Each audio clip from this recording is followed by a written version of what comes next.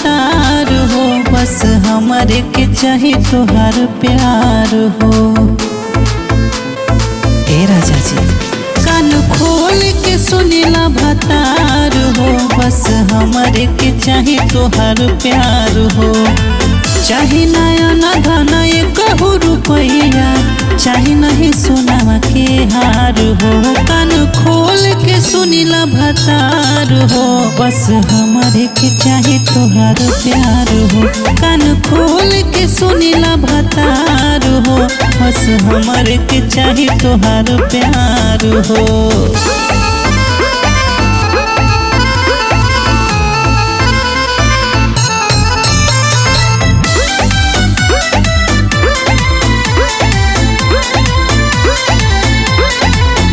पेट भरे न भात भतारे से हो, तोहर प्यार कैल लगतारे से हो। ए राजा सुनी ना, जान परान हमर हवा धड़कन हो। देखब जे दूसरा के चल जाए गन हो।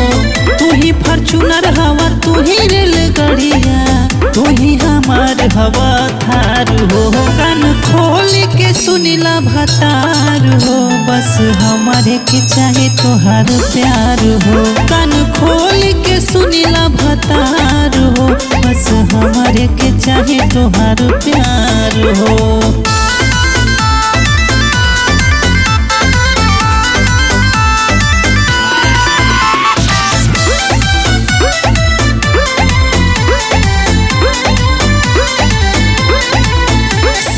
कहीं जीते मर जाइब पिया, तारे चलते कुछो कर जाइब पिया। डर लागत बाटे जानी तू बदली है, कहेली रामा जानी खामा पे पिखली है।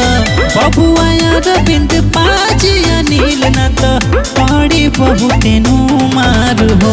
कान खोल के सुनीला भतार हो, बस हमारे के चाहे तोहार प्यार हो। कान खोल के सुनीला भतार हो, बस हमारे के चाहे तोहार प्यार हो।